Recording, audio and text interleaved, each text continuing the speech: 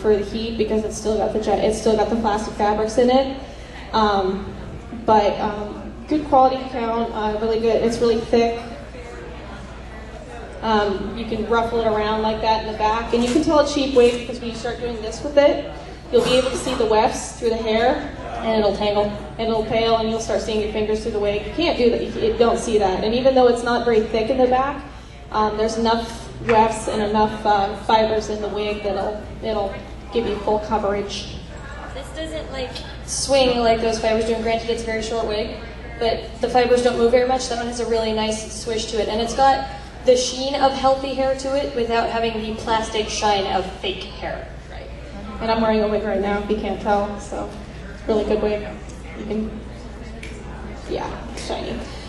Here is a colored wig. This one is extremely thick. I mean, it has just got a million wefts, and it's got a lot of teasing and volume at the crown. I wore it last night. Right. It doesn't have a skin part, so they kind of relied on making the wig very thick to kind of compensate for that. But these are just, giving you some examples of like really good wigs and everything. You can definitely do. I recommend doing research, and I really recommend that cosplayers actually go buy wigs. It's very rare that a lot of you actually have the real hair for it. There's certain characters that, yeah, definitely you can pull it off.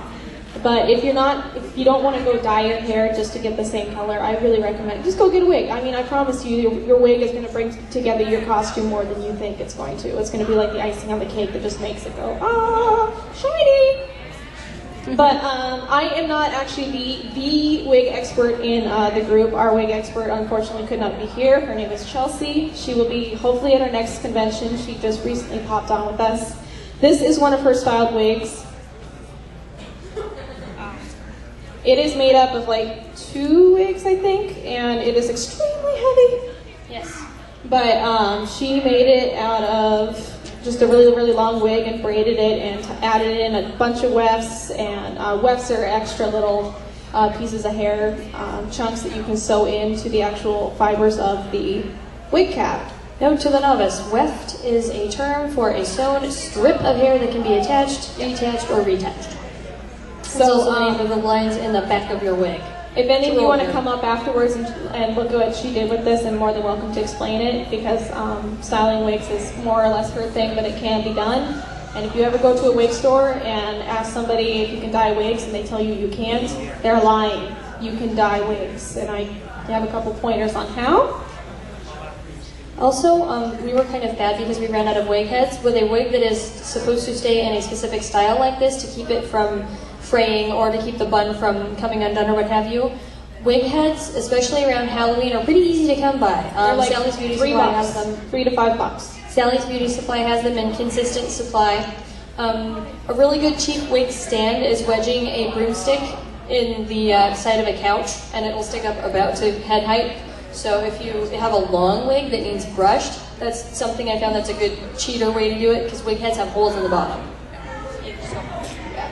So when it comes to actually dyeing wigs, you cannot use human hair dye. It's not going to work. It's plastic. Human regular hair dye works on the chemicals and oils in your own hair, and it's just not going to work.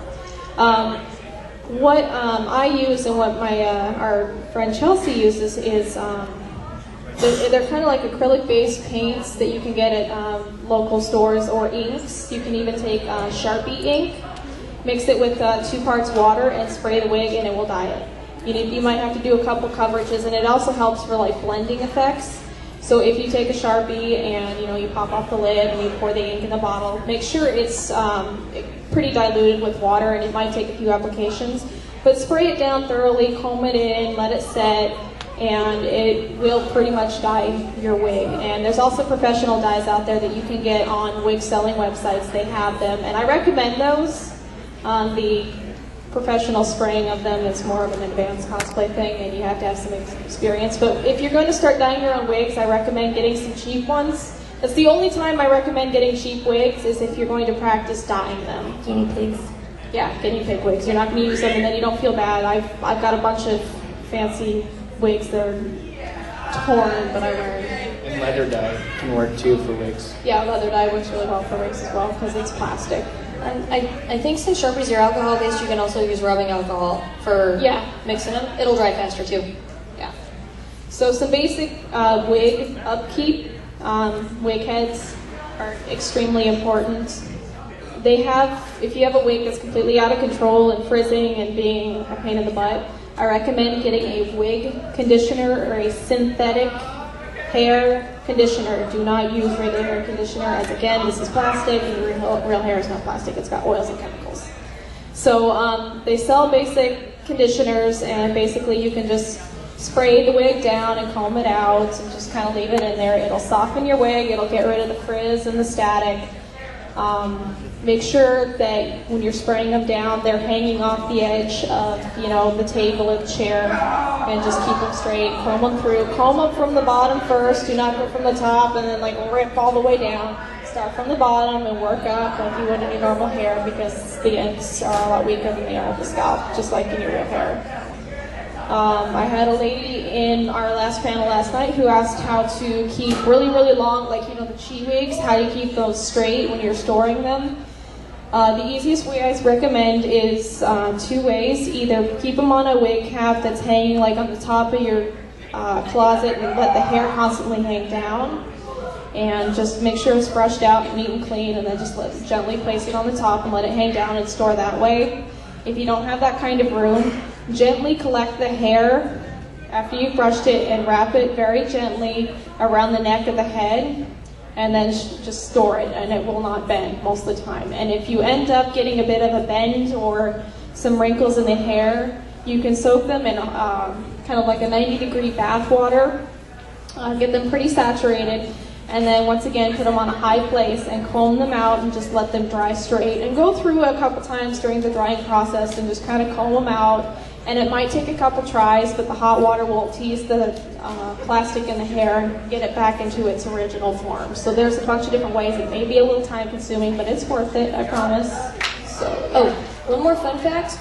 Most wig heads that you are going to be able to find are smaller than human heads. So if you need to build a prop, like say Ulquiorra's mask, which is half the size of his head, you're going to want to see if there's any wig head that you can find that is going to be the same measurement around as your head. You can pad it with even layers of duct tape and paper towels. Just make sure it's even on both sides so things aren't lumpy and awkward. But most especially the foam wig heads are going to be smaller than a human head, especially because human hair adds a little thickness to it anyway. So you want to keep that in mind if you're building any props that involve having to fit your head exactly. Yeah, and also when you're buying wigs, if you're buying it online, then this really won't apply to you, but try and check out the dimensions of the wig cap, because far too often I see people running around with a wig sticking on their head that doesn't fit their head, and it's just way too small, and then half their head is sticking out the back. And I also want to emphasize the importance of wearing a wig cap. You need to wear it. Please. It doesn't matter even if you're a guy, please wear a wig cap, because it'll help with keep the wig on your head. The wig caps are a little they're rough, so the wigs will catch on it and it'll keep it from sliding all over the place. Also, bobby pin the wig to your head through the wig cap. It'll again just help to keep it on. So if you get tackled in the hall and you go flying back, your wig's not going to go with it. So it'll stay on your head. Another bonus of high quality wigs, they are going to have adjusters inside. If you notice your wig is really sliding around, you can tighten it. This is a Velcro one, the other ones have a hook and eye, kind of like a bra strap. If you're noticing that it's a little too snug, then chances are you can loosen these. Some people prefer to just cut them out. I leave mine in. For my Little Mermaid costume, my wig is really loose, so I use those adjusters a lot. So any questions on wigs? Yep. Just basically do a measurement around your head. I'm sorry, I can't hear you. Yeah, it's a little drawstring. It's an elastic band on both sides, and usually it'll have little hooks on each side, so you can just pull it across and adjust it to several different lengths. You can tie the little hooks together, or in the very bottom back part of the head, there'll be on each side a couple little notches that you can just slip the little hooks into. So there's different sizes for wigs. They come in different sizes. Yeah? Have you ever heard of heat-resistant wigs? There are some fibers that are made to be heat-resistant so that if you use a curling iron on them or something, they're not going to show damage as quickly. I wouldn't recommend them for a novice cosplayer. You can probably find online people that have more experience with heat-resistant wigs, but they're generally meant to be a tougher fiber that's going to stand up to more punishment. Holly? That you probably Can you can't lighten do. dark wigs? No. If you're trying to lighten a dark wig, I've never had any experience with it because the fiber is already dyed black, and just like it is in the art world, it's really hard to go from dark to light. It's easy to go from light to dark. So if you want a light wig, buy a light wig.